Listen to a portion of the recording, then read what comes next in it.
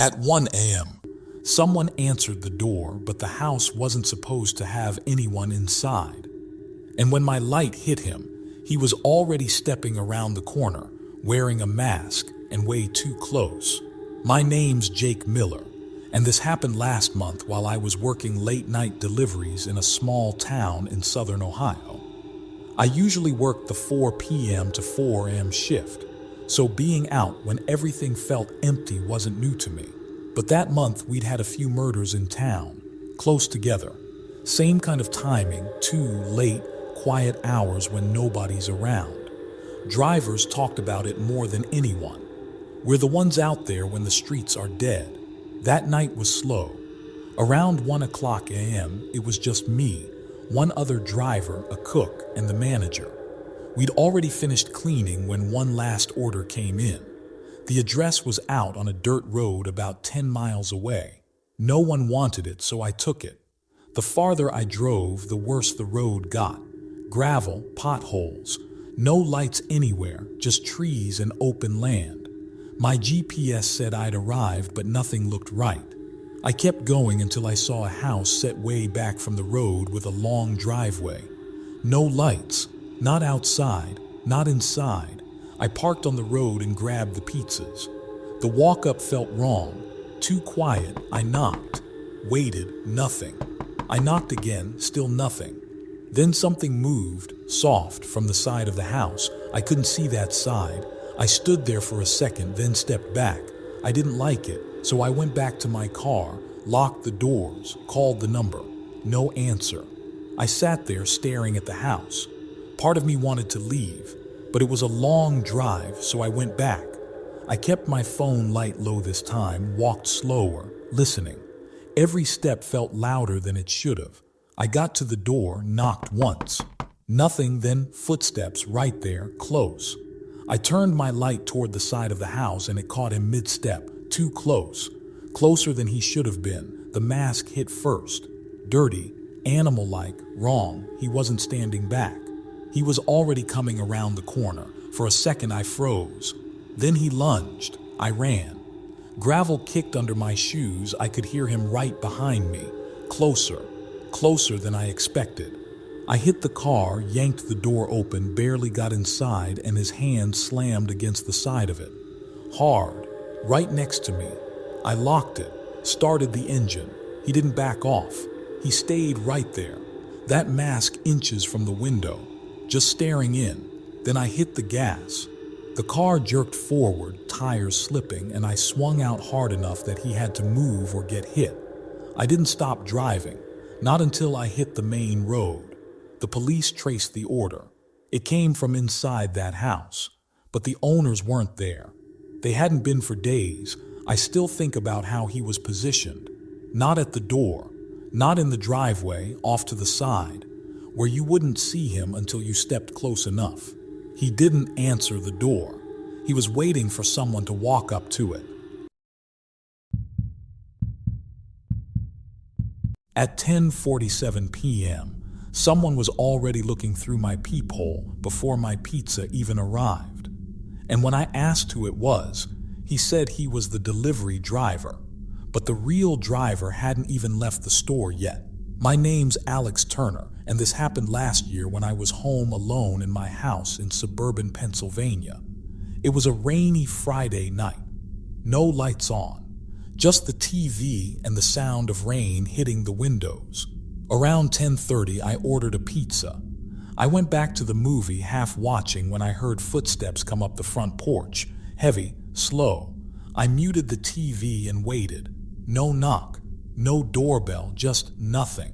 I got up and walked to the door, slid open the peephole cover, leaned in and froze. At first, it looked like darkness.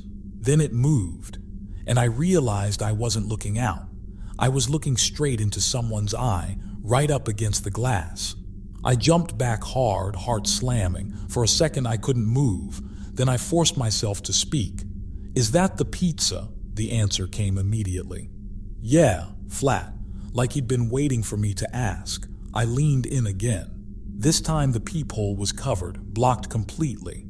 "Why are you covering it?" I asked. No answer, just a knock, slow, deliberate. I stepped back. "You can leave. I'm not opening the door." Silence. Then the doorbell, and louder now, "Pizza." "Open up." Not impatient, not annoyed. Like it didn't matter whether I believed him or not. I didn't go back to the door. I turned off the TV, killed the last light, and stood there in the dark listening. Rain, nothing else. After a minute, I checked again. The peephole was clear. No one there. That didn't help. It felt worse. I called the pizza place, told them what was happening. The guy on the phone went quiet for a second, then said he'd call the driver. Those couple minutes felt longer than they should have. When he called back, he said the driver hadn't even left yet. That's when it stopped being confusion. Before I could even think, a knock. From the back door. I didn't move. Then it came again. Slower, closer. I walked toward the back of the house, trying not to make noise. The glass door has a blind over it. I didn't touch it. I didn't want to see. I got close, and the voice came from right outside. "I see you." I stopped. My chest locked. "I see you there." There was no hesitation in it, no guessing. He wasn't trying to find me. He already knew where I was standing. "Open the door." The handle jerked. Hard, once, twice. The lock held. I backed away, my hands shaking as I told him I was calling the police. Then my phone rang. I flinched. It was the real delivery driver, saying he had just pulled up. I told him to come to the front door now. I didn't wait. The second I saw him, I opened the door and pulled him inside, locked it. He looked confused at first. Then he looked at me and stopped asking questions. I told him to stay. "Please stay." He did. We waited together. No more knocking. No more voice. Nothing. Police checked the house. Outside, around the yard. Nothing. No sign anyone had been there. I didn't sleep. I pushed furniture in front of my door, left the lights on, listened. I keep thinking about what he said. Not how he said it, what he said. "I see you." Not "I saw you," not "I think you're there." "I see you." And I was standing completely still in a dark house behind a closed door. At 9:12 p.m., I walked into a house to deliver a pizza and realized too late I wasn't supposed to walk back out. The door closed behind me. Everyone inside was wearing masks, and there was already a place set for me. My name's Chris Walker, and this happened a few years ago when I was delivering pizzas for a place called Tony's in upstate New York. It was my last delivery of the night. I just didn't know it yet. The address took me to a gated property set back from the road. I parked outside and walked through the gate, following a long path up to the front door. No lights. I rang the bell, waited. Nothing. I rang it again. Then a light came on beside the door. I looked up and saw two people standing at the window, still, watching, not moving at all. The door opened. A man stepped out wearing a pig mask. Cheap plastic, glossy, wrong. "Sorry," he said, almost smiling. "We're doing a little theme thing. Come in, it's cold. I'll grab my wallet." I should have left right there. Instead, I stepped inside.